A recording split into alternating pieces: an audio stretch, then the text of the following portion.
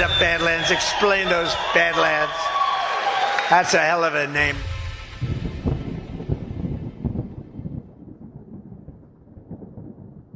Big Pharma is officially on notice. People drinking methylene blue and stuff like that. Yeah, methylene blue, which was a fabric dye. Yeah. Yeah, it was a textile dye. And now they find it has profound effects on your mitochondria. Yep. Yeah. This stuff works, man. Do you know about methylene blue? Originally synthesized over 100 years ago, we are just finding out about its benefit as a supplement with its ability to help oxygenate the blood and amplify our mitochondria. People all around the world are using methylene blue to accelerate their brain power and support their energy levels. Conscious Strength. Methylene blue is pure USP grade, aqueous solution. Click the link to learn more and shop Conscious Strength now.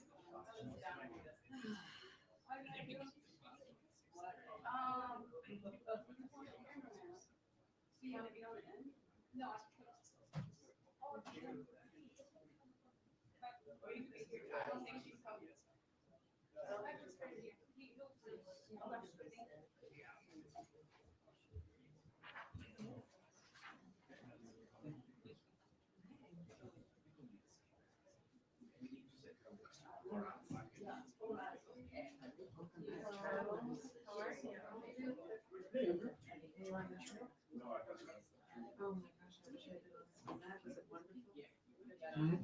That was it wonderful? Okay, it was tiring. It was, Getting to the back. oh, I didn't go to that. I left before that. It was, the whole thing was newsy, even without going to the post. Syria,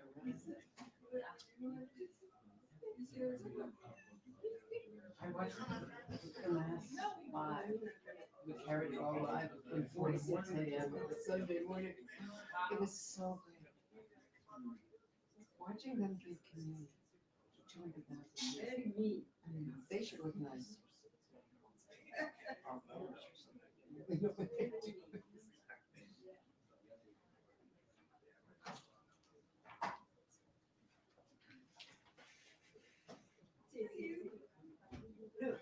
I know you, I see 25 years old.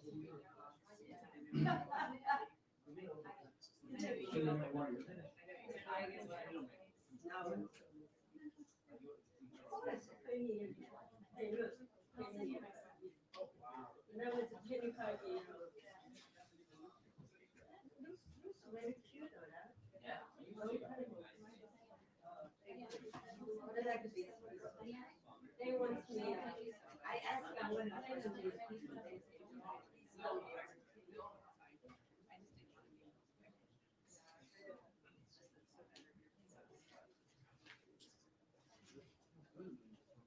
Hey, Tammy.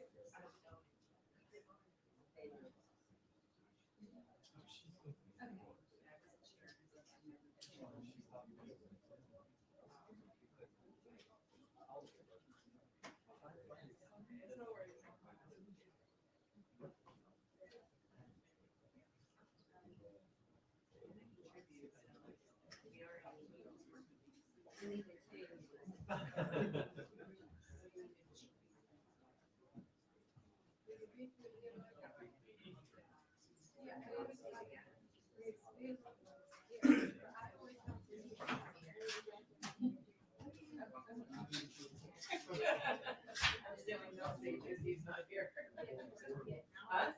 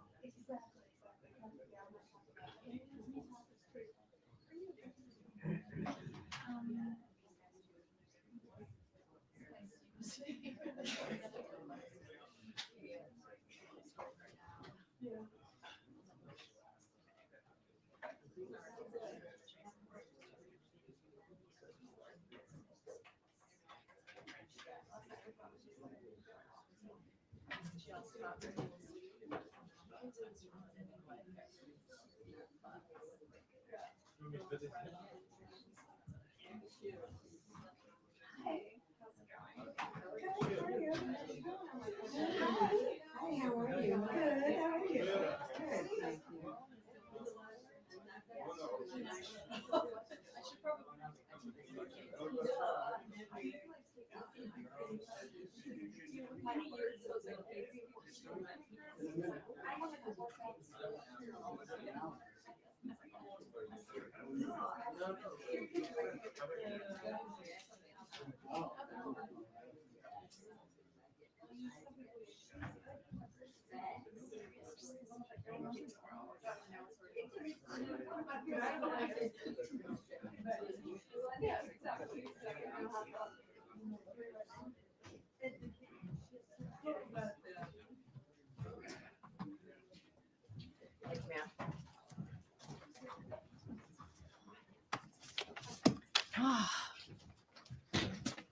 I missed you. I did. I missed you. I don't know. You could not have missed me because of Tommy Pigott. Thank you for taking care of him, being nice the first day and not so much. But thank you, Tommy. Great job. And very, very proud and honored that you were standing up here. Thank you. I appreciate it. Thank you, everyone, for being here. Welcome aboard. Daphne smiling. That's a good sign. But she's always smiling. That might be a bad sign. We do, of course, have a statement and a few announcements here. And thank you again all for being here. We condemn the heinous murder of 2 staff members from the Israeli embassy in Washington, D.C. last night. Every day we talk about in this room the aftermath of one of the most obscene attacks on Jews in history.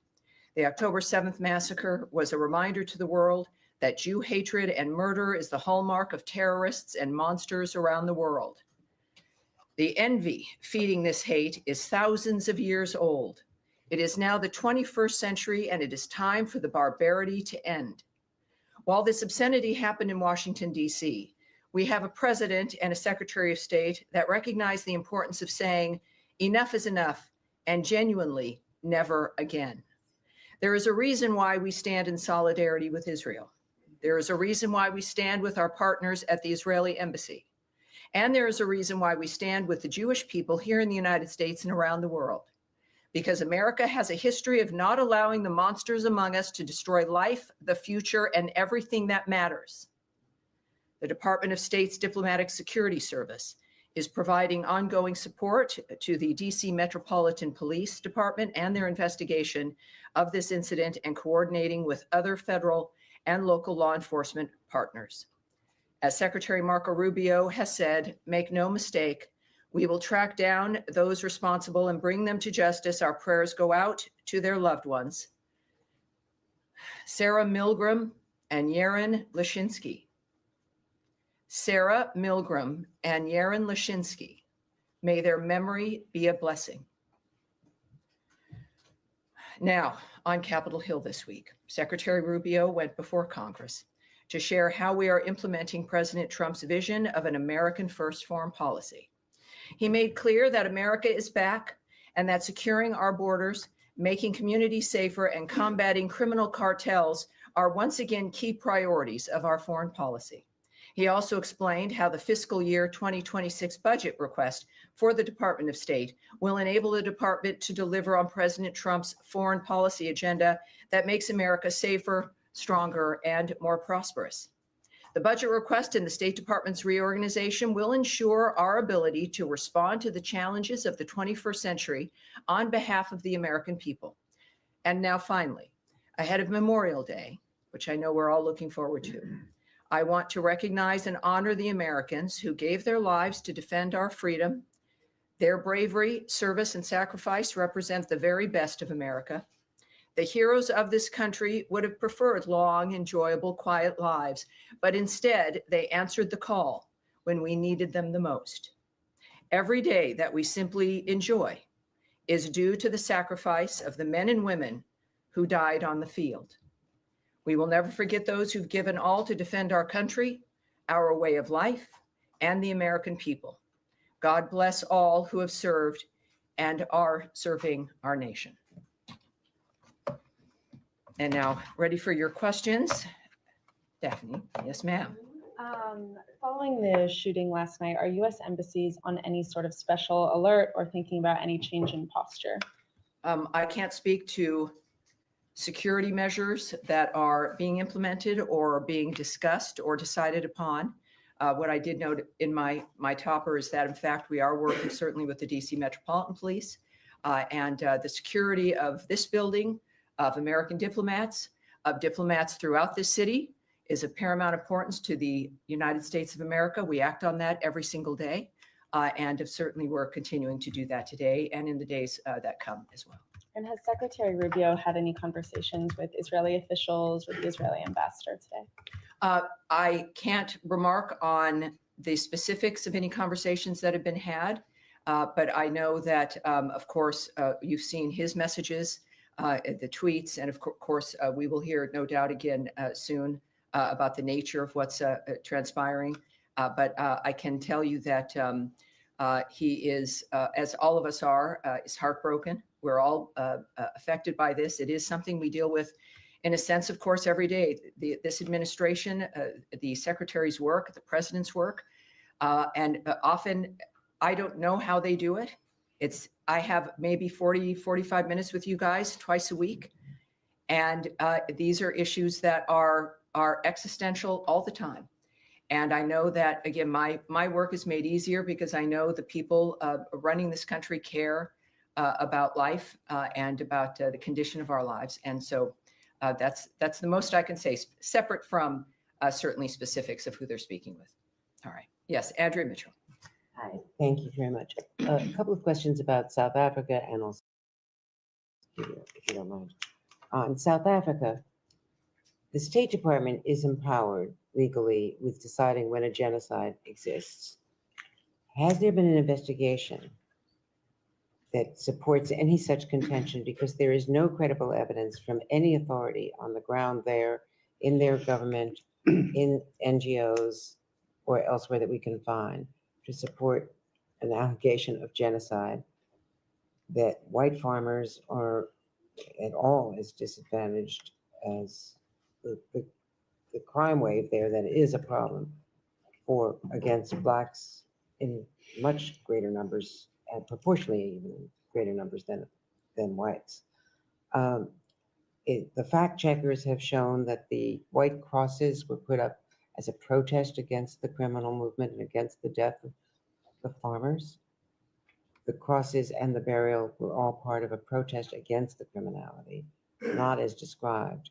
So what information was given to the White House, if any, by the State Department, by the experts in the field, to support what was described as an ambush widely around the world of a South African visitor who had a celebrated background as a leader of a biracial government and someone who was jailed with Mandela and who has been one of the civic leaders of a new South Africa, as troubled as their history has been, as troubled as their current situation is. Well, I would say that, as we all knew, of course, the president has been very vocal about his concern about the violence, the nature of what's been transpiring in South Africa. The president did not come to the United States of America unaware of the position and the posture of the president and of the Secretary of State and of his administration. So I would argue against very much that there was some kind of an ambush. South Africa also has been facing a dynamic where there's been regular criticism, ranging from not just the collapse in some ways when it comes to the violence in civil society, but then the referral of Israel with the ICJ for the issues of genocide while ignoring Hamas, cozying up to Iran, the general choices that they've made. In the meantime, also of passing a law that has allowed them to take property, to possess property of white Afrikaner farmers with no reason. One element is equity. And so when you're passing laws like that target a group, ostensibly sending a message to the population that these people have a price to pay, there's something that they need to be doing, that they deserve to have their land taken, combined with the chance of kill the Boer, the massive rallies where encouragement of violence is prevalent and is at the core of it, in addition to the associations South Africa and its president have chosen to make, like with Iran and their actions against Israel. It creates a picture that is worthwhile having a conversation in the Oval Office. And that is, I think, it is the transparency of the president, certainly both leaders aware of what the concerns have been and what the arguments have been. So I don't think President Ramaphosa was somehow surprised or shocked at the fact that we have an honest man who's in the White House who's spoken and continued to speak about violence and the trajectory of South Africa. Well, what I'm just suggesting is that the facts matter with the credibility of the president, and that as it was explained in the Oval Office and it has been explained elsewhere, that is a minority party, a protest party that is legally permissible, but that the white agricultural minister said in the Oval Office, that's why we joined the coalition, to make sure that they didn't get into the parliament, that they don't have power. They've been, Well, in opposed. the nature of the weeds of something like that, where that individual, you saw also the larger video of the thousands and thousands of individuals in a stadium framework. And I think that what Americans in the world and what South Africans see is a movement and an attitude that is not only not punished, but reinforced, but Andrea, reinforced with a law that says, oh, those people that you're calling to have be killed, yeah, let's take their land. Who does that? Who does that in the midst of that environment? And I think that when we think about, I'm not certainly going to get ahead of the president.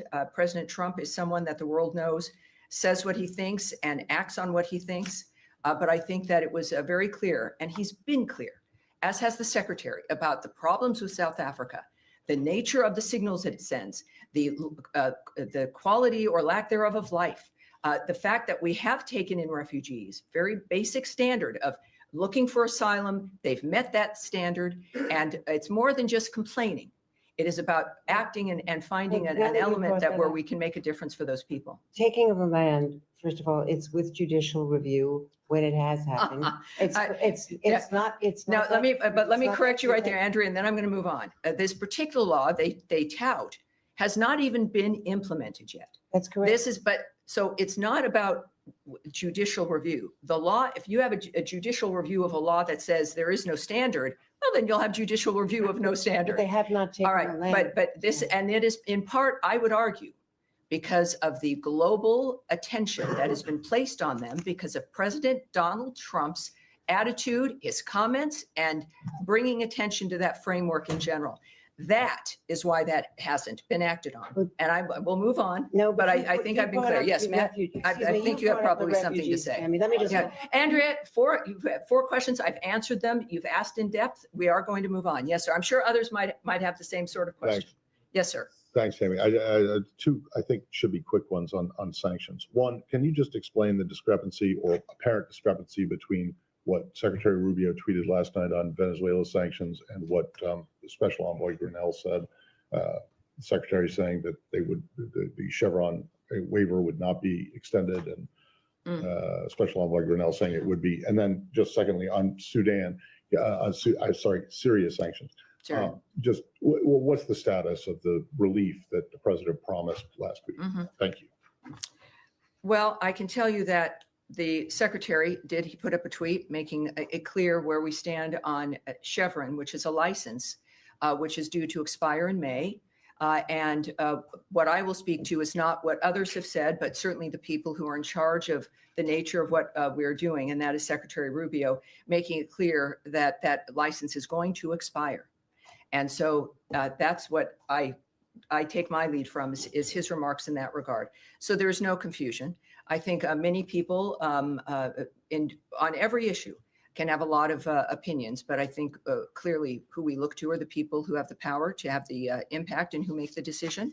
And of course, this is at the direction of President Trump as well. About Syria. Yes, it was a very exciting moment. I was in Riyadh and in the building when President Trump announced that he was lifting the sanctions on Syria. That is something that we've discussed, and many people have wondered when that would occur. And clearly the president decided now was the time. And I do know that, of course, there's a team of people who immediately started working on that, who are working on it now. There is, of course, it's worth noting that the president has some powers in the nature of what can get done, but sanctions are administered through different departments in this country. So his was a message, and certainly the order to reverse our dynamic to remove the sanctions, which involves departments like the Treasury Department. So it is a process that will take some time, but as we know with the Trump administration, that they've sped up the train a bit, and they understand the importance of getting things done quickly, and that is the intention of getting things done quickly as they take the order from the president from that afternoon. And we're working on it. It's been a week, but I do think because of not just the urgency, but they understand the urgency, but of the recognition of this administration, the government as a whole, of how the president works, that things have to happen and should happen as quickly as possible. So all I can say is, without a specific date, is it will be done quickly, and certainly more quickly than we're used to. Thanks. All right. Yes, ma'am. Can we go to Gaza? Sure. Secretary Rubio said in one of his hearings on the Hill that he had met with the World Food Program in Rome.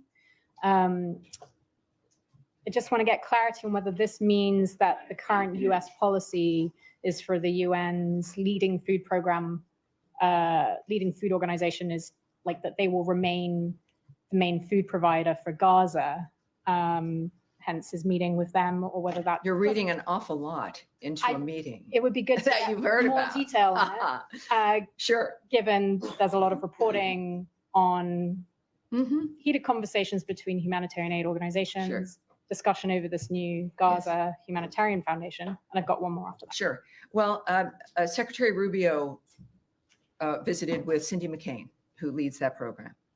And he doesn't visit personally to shut something down. It was, from what I know, a very good meeting. I cannot share the details with you, as you might imagine. But I think that regularly we should view the nature, and certainly after the rhetoric the secretary's used and the actions that the State Department has implemented when it comes to our continuing commitment to life-saving aid around the world, and certainly food aid, is that I would have expected, since her office is in our embassy at the Holy See, that is a meeting that should have taken place and did take place. And I'm looking forward to the nature of that kind of a conversation and what can come from it.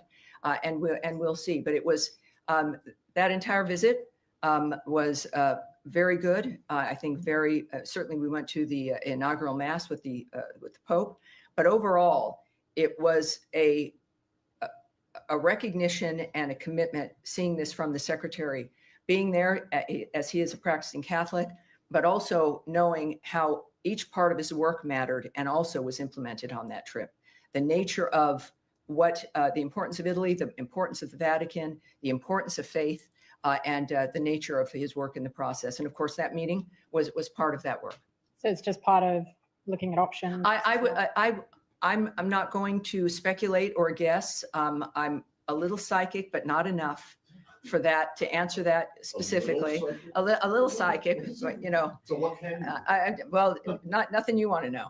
But it's I would don't speculate on that. But I do think because of the speed in which we work, we will all see the intention of the secretary, the nature of what's happening with the World Food Program, and under certainly the leadership of Cindy McCain and what her intentions are as well. So Okay, we're just looking forward to quickly it. So you had some more. You had Sudan. Just one on Gaza Yeah, as well. oh, Gaza, This, yes. Gaza Humanitarian Foundation. Sure.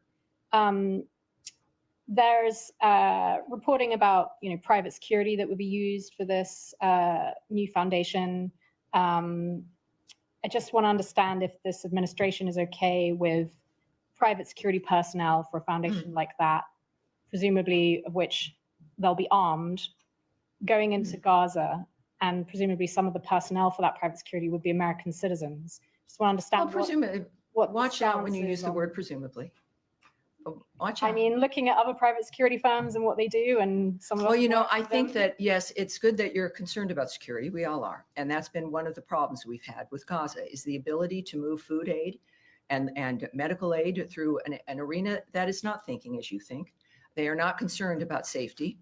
It is about terrorists who've been keeping food aid and medical aid from the people of Gaza. And that has impacted our ability to move all that aid, the aid that we've wanted to move through, that we would do only when it was safe to do so. So our concern has been constantly about safety and what we could achieve in that environment. That's the point of ceasefires, is to have safety. So I would, with that being a standard, that we will support having things move in if it can be safe, that having a security service is important. I think we all would agree. I won't get into the details of how it's being managed, but because that's the Gaza Humanitarian Foundation, which is private and operates on its own.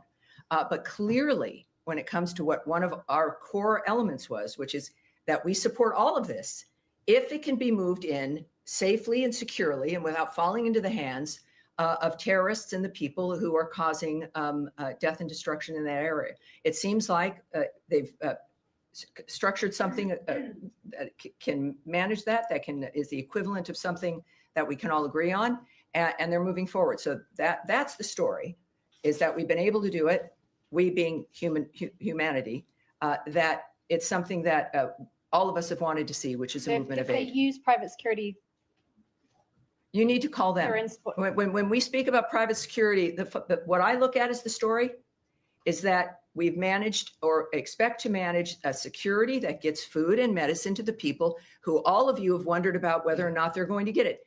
That's my story. And that's the story of humanity and the people of the Gaza Strip. Yes, sir. On Iran, Mr. Witkoff is meeting with Mr. Arakchi tomorrow in Rome. Both sides have been stressing on respective positions in the past few days regarding enrichment. Do you see a chance to have a path forward towards compromise or not? And if I may, a second question. Can I answer that one so that we can, and then I won't lose you, don't worry. Thank you. It's like we're on a slide, you're hanging on. Yes, what I can say is that we've made it clear on every project we're working on, certainly including Russia and Ukraine, that our involvement is really because we feel we can make a difference. And that's why we do it. This additional meeting, certainly the fifth round of the nuclear talks, would not be happening if we didn't think that there was potential for it. And so I would say that clearly we believe that we are going to succeed. We've also been very clear on some basic things, like they're not going to have a nuclear weapon. They've been very clear, most of our leaders have been, who've spoken on it, that this is about no enrichment. And the Iranians are at that table. So they also understand what our position is, and they continue to go. So we feel something's good enough for us to continue this work. Second question. Secretary Rubio this week at the Senate Foreign Relations Committee said that the past four meetings have been focused on enrichment only. So other issues like the Iran's support for the proxies, which is like a concern for the regional countries, are those issues going to be discussed later on, or are they going to be part of another round of discussions? Well, I'm not, again, part of the negotiating team, won't discuss what might be the plan.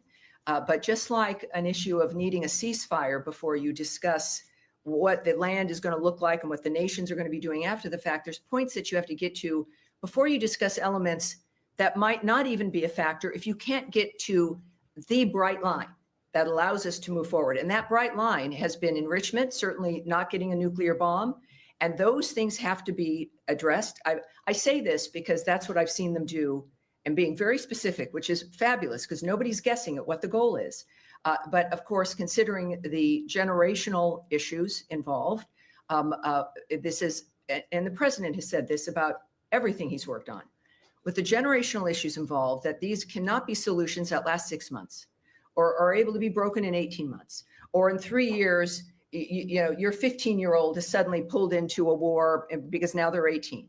That these have got to be enduring, fundamentally changing arrangements that only Donald Trump can bring because of the nature of his attitude, his vision, and because of the support of the American people understanding that this was a factor. So I would say, well, I'm not going to go on from that. I think that'll be it. Yes, but yes, go ahead. Hi there.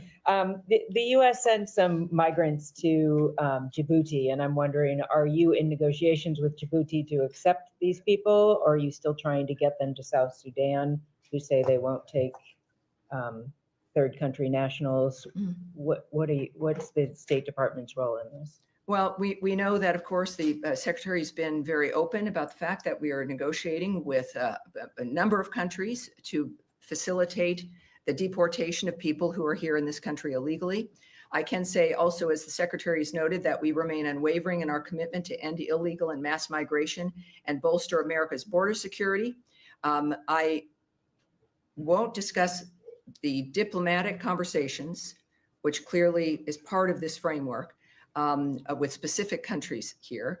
I would also point you to Caroline Levitt's remarks the hour before my briefing here, where she noted a court order required the flight to go to Djibouti. And I know the White House has more details on the framework involving that. We're currently just in the sense of handling this in an immigration posture. Certainly, it is a reflection of our continued attitude and position. And I don't think that this situation is certainly in the courts, which I can't remark on, but we're familiar with having to make our arguments in a variety of arenas, and this is one of those times. And but I know Caroline had more specifics. In South Sudan, there was a dispute before with them for not taking somebody, and you guys stopped issuing visas. Has that been resolved? Yeah, the visa situation remains the same. Yes, we reacted in that regard because they had confirmed that this one particular person was a citizen, prepared to take him back. And then that did not happen at the last moment. And so our response was, when you're having a diplomatic negotiation with a country, you're going to respond to certain situations. We can say that in the midst of that, in the aftermath, our posture on visas and all of that has not changed. And we've noted, of course, regularly that we monitor their behavior, their attitudes, which of course continues to matter to us. But we also are currently accepting certain diplomatic and official visa applications and if eligibility is determined in that regard. And we do that, as always, on a case-by-case basis. So at this point, I have nothing more to report on that, except that it is still in place. Yes. Just as a quick follow-up on Iran, two Iranian sources told my colleague Fred Pleiken, who's currently in Tehran, that they are concerned about the sincerity of the United States heading into this next round of nuclear talks. And they think Trump is steering the conversation towards deadlock. Obviously, the administration has said that they want an Iran nuclear deal, but is there anything you can shed light on in terms of the dialogue between the two sides that might be causing unnamed Iranian sources to tell us this? Unnamed Iranian sources? No, it's not. That doesn't interest me. It's gossip at that rate. Certainly when we have, and we've said repeatedly, to not discuss this in the media because it makes things harder. Everybody has an interest in all of our negotiations doing well. Some people don't have an interest in that. And that's where you get unnamed sources from, I don't know if there's an Iranian National Enquirer, maybe there is, but that's not something that I'm going to take seriously. What is the story and what matters is that everyone is at the table in Rome. And what is the intention of Steve Witkoff going into the talks? Well, it's very clear what I've also just said a little earlier, and we've said in multiple briefings. The goal is to end the inability for them to have a nuclear weapon, to change and end the enrichment of their nuclear program and the intentions of that nuclear program. So it's a significant structural change in what Iran thinks it's going to be doing. And that's the negotiations. I think they've been very clear about what the intentions are. And just one follow-up on a different topic, but this is just coming out now from... oh, not another one. Homeland Security. No, don't. Not worry. another one. Not like last time. Okay, good. But Homeland Security Secretary Kristi Noem says that DHS is now terminating Harvard's ability to allow any foreign students to enroll in the university, saying in a statement that the administration is holding Harvard accountable for fostering violence, anti-Semitism, and coordinating with the Chinese Communist Party. This is obviously a program that isn't run out of the State Department, but some of these J-1 visas are issued by the State Department. So can you shed some light on this decision by the administration? We've seen those reports, and we're looking at them. And I can't answer that immediately, but as soon as we might have an answer, I can get it to you. I'm sure that when we get our answer, we'll get it to everybody. But yeah, so I've seen those reports, and I would also refer you, of course, to DHS and to Secretary Noem, who might have more details, more answers for you. Saeed, nice to see you again. I hope it's nice to see you. I appreciate it. Okay. Yes, sir. Two quick follow-ups. One on Andrea. Yes. On South Africa, and then one on Gaza. Sure. On South Africa, you said that the president was also influenced by what South Africa has done in terms of referring, its role. I said we all have been. ICC. We all have been. Yes. Yeah. Well, its role with the ICC. Yes. Just to clarify that. So he was, because South Africa referred Israel to the ICC. Well, I did not say for a specific event that influenced him. I don't speak, President Trump is a very clear man. No one has to wonder his position. But I think for all of us who've been looking at the condition of South Africa, it's never just one thing, is it? It's a number of things. I'll finish. I know you might not be liking my answer, but I'll finish. Saeed, it is a series of things that point to the intention of an administration or of a regime, and it is usually consistent. So if you're wondering about the nature of why it matters that people are at a huge stadium shouting "Kill the Boer," which are for those at home, the Dutch descendants of settlers of South Africa, and who are white farmers. Combined then with the government that says, oh, we reject that, they're not part of our government, but then pass a law that allows the government to take the property of those very same people simply because they're white farmers. So that speaks to the intention of a regime, in addition to their behavior with other nations, their foreign policy, how they would view the victims of October 7th, the Jews, as those who should be referred to a criminal court versus Hamas, in addition to having a rather cozy relationship with Iran. So you don't need to be in a seminar at Stanford to understand and to recognize the trajectory of South Africa. That is the argument for those who are looking at that, again, beyond one issue. And I think those issues speak quite loudly. And very quickly on Gaza. Yes. Now, the Israelis are saying they allowed maybe 6 trucks or 9 trucks, we don't know. And international agencies say no trucks were allowed in. Could you clarify, if you have the information, have any trucks been allowed in, the number of trucks, if you know the number, and so on, and what's next in terms of figures and numbers? Well, I won't share numbers with you, but what I can tell you, and you know this, having covered this situation, that Israel's been honest about the nature of what it's been doing and why, as it fights for its security and in its own defense. There's, if you're getting a report from Israel about the nature of what has moved into the region, I would suggest that you should take that report seriously. I think that everyone knows that the eyes of the world are on that region. And at the same time, the story is, what I would argue, is, as opposed to the numbers, is the fact that aid is moving in to Gaza. And it's interesting to me, Saeed, that is something that I've talked with you, and we've even had some sort of fights about. And that isn't something that has been recognized, but I'll do that recognizing. And that's what the real story is. Yes, sir, in the back. Yeah. Thank you, Tammy. Kurdish delegation led by Karachi Prime Minister Massoud Barzani is in town. They have signed 2 energy deals with the U.S. companies valued at $110 billion US. These 2 deals have been rejected by the Iraqi government. I'm wondering if you have any comments in reaction to that. And do you have anything to share with us about his scheduled meeting with Secretary Rubio tomorrow?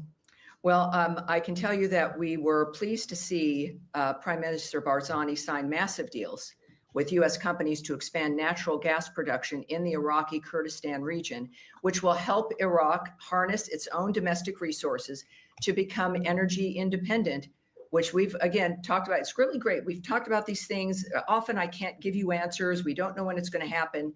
And then to be able to report to you that it has happened. And that is a key administration priority. And being energy independent is obviously a major national security issue. So these deals, I think it's like over $100 billion. And yes, that's what we've all been working for. So we support these deals, and we have encouraged Baghdad and Erbil to work together to get gas production to commence as soon as possible. At the same time, we have, of course, the declaration that these are null and void, right? Yeah. Now, this is the kind of shenanigans that can be a problem. But we also know that, I'll give you a sense of our relationship with Kurdistan. The Kurdistan Regional Government Prime Minister and his visit to the United States signals our desire to strengthen the U.S. relationship with the Iraqi Kurdistan region. And as you've noted, Secretary Rubio will meet with KRG Prime Minister Barzani to discuss expanding trade and investment between the United States and the Iraqi Kurdistan region.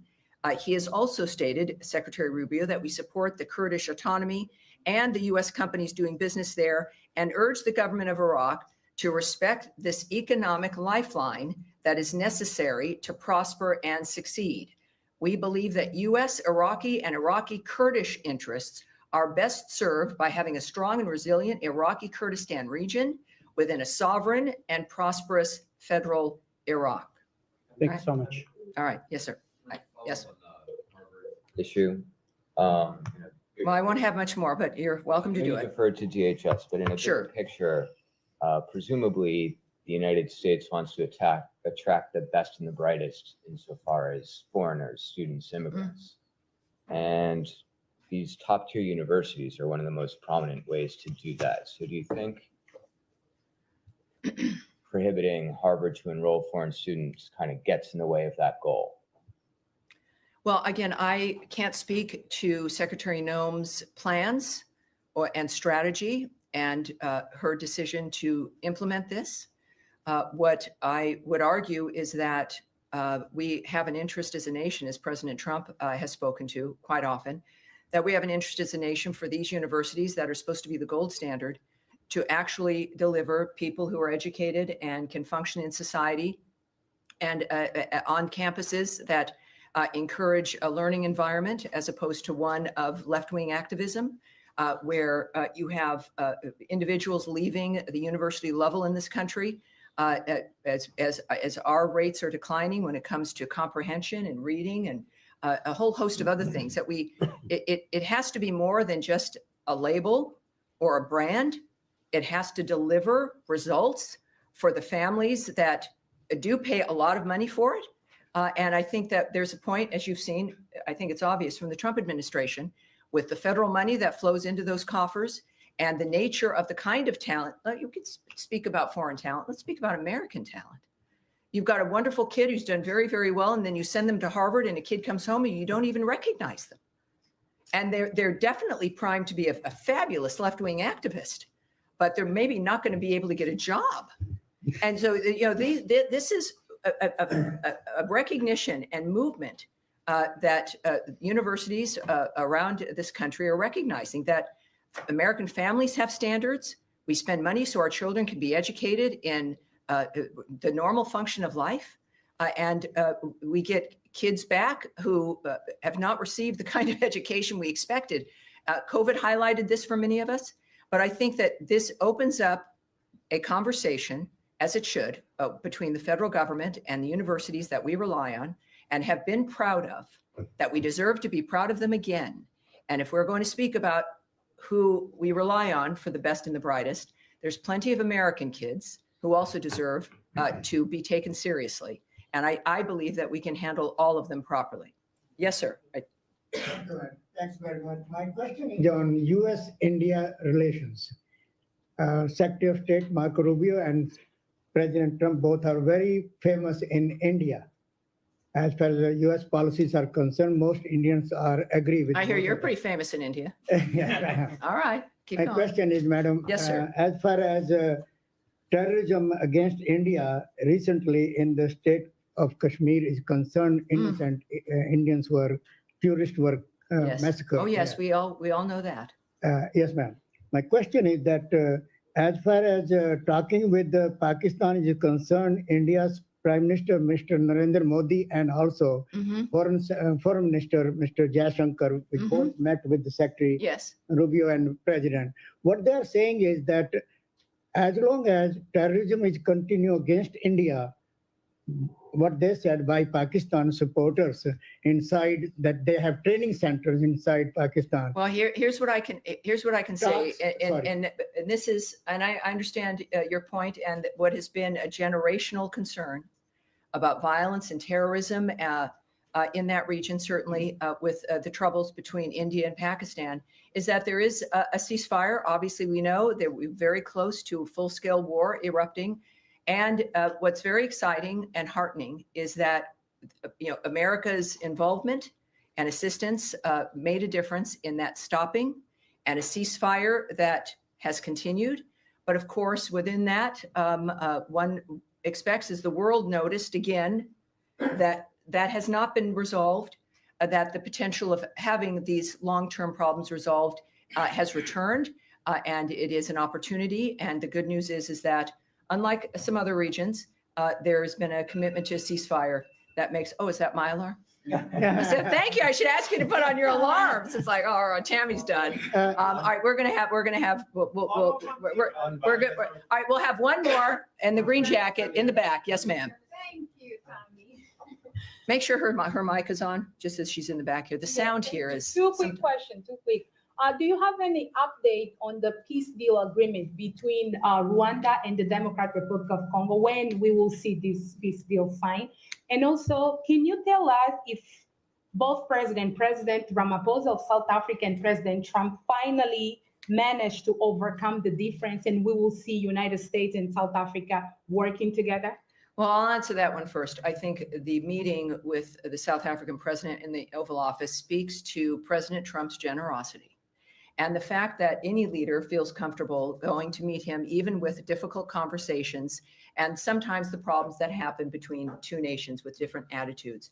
So the fact that it's President Trump means, of course, there's always hope. It means, of course, there'll always be something for the future. And speaking of the DRC and Rwanda, another very good example of something that has been a generational issue, that we are, again, it's a long process, but they are taking the steps that we've asked of them to take. And that's also very promising. We can look for an update when it comes to what the new dates are and what else is expected. But what I can tell you is that continues. Another great change and dynamic. Sometimes, though, people forget and don't continue to ask, and I appreciate that you did, because there isn't any drama, because that things are changing for the better. So it causes less news, right? There's less interest. But it's worth following up as we watch these particular issues resolve, as, of course, the news is taken up by other issues. But this administration is committed across the board to peace and prosperity, and it seems the world's giving them a lot of chances to act on that. We do one more? One more. Yes, sir. My Italian friend right there. Two more. Thank you. Yeah, indeed, one is on about Italy, actually the Vatican. So I was there. Yeah, beautiful place. Beautiful place. Very moving. And there was also some conversation with Parolin, which is the Vatican Secretary of State. So are we seeing those conversations because we also have an American Pope that can actually better deal with our president? And how close are we to actually the negotiation at the Vatican? And then I have a second question on Russia. Yes, obviously the condition of the world existed before our new Pope Leo. I'm not a Catholic, but I'm very moved by the nature of that faith. And it was just a beautiful experience to be there. But I can tell you that, of course, the plans and the conversations with the Pope himself and certainly other leaders there was important. It always would be. If you're going to be in Italy for any reason and you're the leader of the free world, the Secretary of State of the free world, you want to meet with these people. This is why they're in their positions, is for that reason. So I think that's it's not because Pope Leo is an American. However, it's pretty terrific, and it's a reminder that your commitment and your faith and it can lead you anywhere. And so we, of course, pray for him success as he moves forward with his duties. And the rest of your question I was? have a question about Russia. I mean, not about Russia. I'm so sorry. Good. about the different approach they were seeing from this administration when it comes to diplomacy. We saw with yesterday with the South African, and then with the Zelensky. Well, and I think you're seeing, I would go as this will be the last answer here, is that we're seeing different envoys, different styles, ambassadors, the Secretary of State, the president on the phone, because you have to do that when you're not simply setting up meetings every 3, 4, or 6 weeks, that you're having meetings to make specific steps and have specific progress and deadlines because you're a business person and you know what's possible, or you know humanity and you know it's possible. When he says we need to have new ideas for Gaza, as an example, he really means that for everything, for how we conduct diplomacy. The secretary, of course, is on board with that. It's natural for him. Traditional diplomacy, going, talking, getting deliverables, making sure the relationship is active and alive. And that is how you bond, you make friends, and your relationships with other countries are better. So the secretary operates in that fashion. But yes, there's a huge difference in that we are on, well, certainly we have now, 3.5 years? You have people who want to make a difference. It's not just having fun in an office. It's changing people's lives for an endurable period of time, so that our generation, I'm seeing some younger people in this room, of course, always, but for our generation, my generation, that we can think we did everything we could and have had some success in making things better. That's the Trump administration. That will be its legacy. And it's an honor to be here. And thank you all very much. I appreciate it. I'll see you on what is today? I'll see you on Tuesday. The trip, it's like, oh my gosh. I thought I was waking up in a hotel today, but I wasn't. Thank you, guys. Thank you. Great to see you. Appreciate it. Oh, here comes Matt Lee.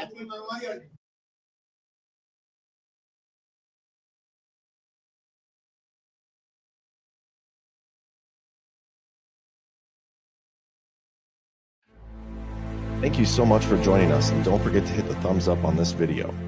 And a special thank you to all of our advertising partners. Please remember to shift your dollars to support those businesses that support Badlands Media.